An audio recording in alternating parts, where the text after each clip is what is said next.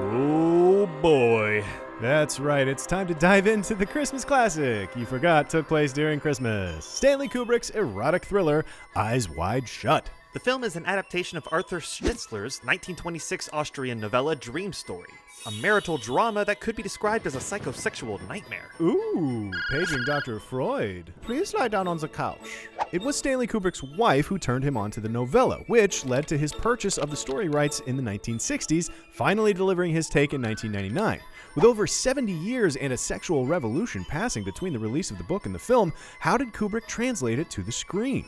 Without further ado, and no restraint on spoilers, it's time to ask, what's the difference? Wait, did you say ass? I don't think so. If you watched Eyes Wide Shut and thought, what the f is happening in this oddly clinical fever dream, you might be surprised to learn that the movie is an exceptionally accurate representation of the book.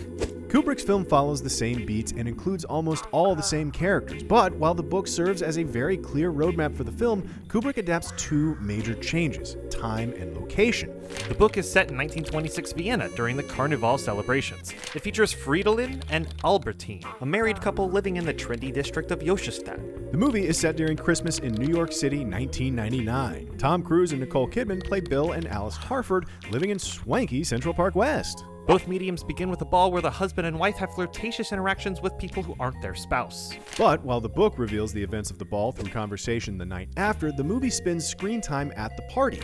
It establishes Bill's boss Victor, a character not at all present in the book, who asks Bill to discreetly revive a prostitute who had OD'd in his upstairs bathroom. Anything else? The day after the ball is all backstory and perfectly aligns with the book. He's a doctor, and she is a housewife and mother. That night, the couple revisits the flirtatious events from the night before. And what begins as playful jealousy turns serious when she confesses a sexual fantasy she had about a stranger during their vacation in Denmark. And I thought if he wanted me, I was ready to give up everything. But the movie leaves out the fact that Fridolin also fantasized about a stranger in Denmark. What really drives him into a jealous rage is Albertine's confession that she was DTF long before they were married. The movie brings this conversation into 1999, because expectations of virginity till marriage were no longer as significant.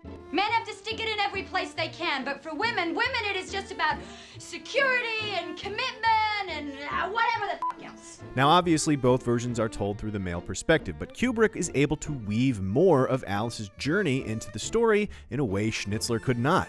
He foreshadows her unconscious odyssey with Alice staring into the looking glass, and throughout the film, Kubrick interrupts Bill's scenes with shots of Alice in the throes of infidelity, and we bear witness to her subconscious escapade, which is just as tangible as Bill's real-life adventure.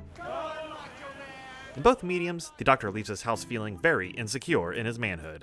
And just like in the book, Bill later accompanies a prostitute to her apartment, fully prepared to do the deed, but is interrupted by a call on his fancy 1999 flip phone.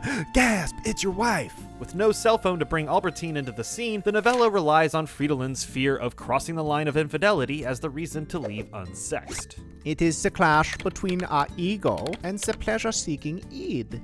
In the book, Fridolin heads into a coffee shop where his old med school buddy Nottinghal happens to be playing piano. It's he who points Fridolin towards the hush-hush sex party with the password, Denmark. It just had to be Denmark. Never such women. The movie changes Nottinghal to Nightingale and introduces him in the first act, so it's less of a coincidence when Bill finds him playing at a club. Yes, sir. And thanks to another fancy cell phone, we get the password to the party, which turns out to be a taunting reference to fidelity. Then it's off to the costume shop at 2 a.m., waking up the shop owner, who helps him rent a mask and cloak. In both the book and the movie, the doctor is able to make insane requests like this because of his social status. This plays much better in the book because he's always carrying around his medical bag, like you did in 1926. Whereas Tom Cruise keeps presenting his medical license whenever he needs anything, and it's frankly quite pretentious. Does that license make you feel like a real big doctor? Have you no sense of decency? Bill runs into another sexual situation with the costumer, his underage daughter, and two deviants that is made more uncomfortable in the book by the fact that Fridolin wants to protect the child just as much as he desires to, let's just move on to the orgy. Password, sir. Fidelity. The secret sex party plays out almost identically, with chanting, singing, masks and cloaks, a naked woman trying to get the doctor to leave before he is discovered, and a tense moment where the apparent leaders of this apparent cult ask for a second password that Bill doesn't know. Forgotten it. The biggest difference in the film's party scene is, well, seeing tons of naked people doing that and this and like a flipped version. The book mentions nudity and dancing, but doesn't walk the same NC-17 line. And while Fridolin also ignores the woman's warning and is found out by the group leader, he refuses to take off his mask, thinking he's perhaps being tested. But in the movie, Bill removes his mask in a moment that is just like that dream where you go to school naked. You know the one. And thus he is emasculated. Let him go. Take me. After the mysterious woman accepts consequences for Fridolin's actions, he's forced into a carriage which drops him off in a field outside of town, ending a dreamlike series of strange events. Since the movie spent so much time showing us orgy business, it cuts straight from the woman's sacrifice to Bill entering his apartment where he finds Alice laughing in her sleep. It's okay. What were you dreaming? Her crass recounting of the dream mirrors the events of the sex party. Though Bill never did participate, she was engaged with a number of other men. Hundreds of them everywhere. Everyone was f***ing. This is just a condensed version of Albertine's recollection in the book, though her dream culminates in Fridolin's crucifixion. Either way, the doctor's jealousy is reinvigorated, so the rest of the story is spent unraveling the mystery of the sex party and getting even with his wife's subconscious infidelity.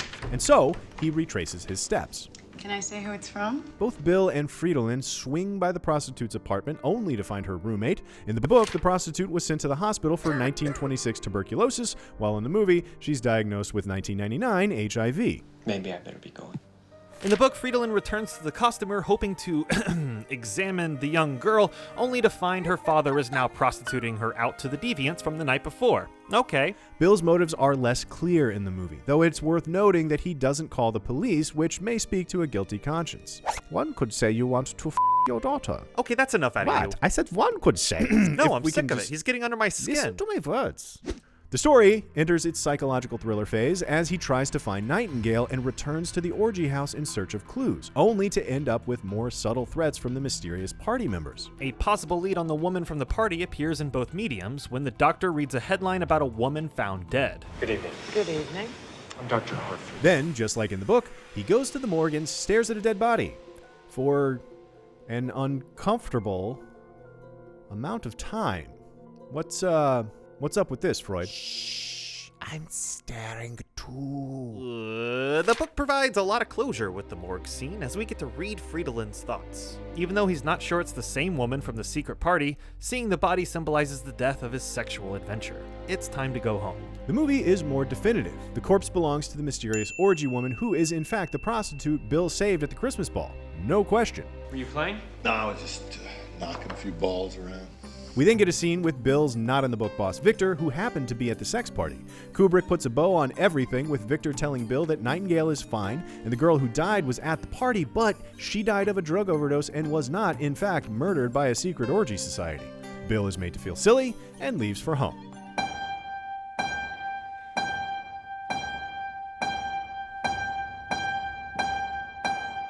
The homecoming is exactly the same in the movie and the book. The doctor breaks down and confesses everything to his wife. It's a cautiously optimistic ending, with the couple's conclusion that one night doesn't tell the truth about a person's innermost being, but also no dream is altogether a dream. And that is what I have been saying this whole time. The conclusion plays out pretty much the same in the movie, though it takes place at FAO Schwartz, because remember, this is for sure a Christmas movie.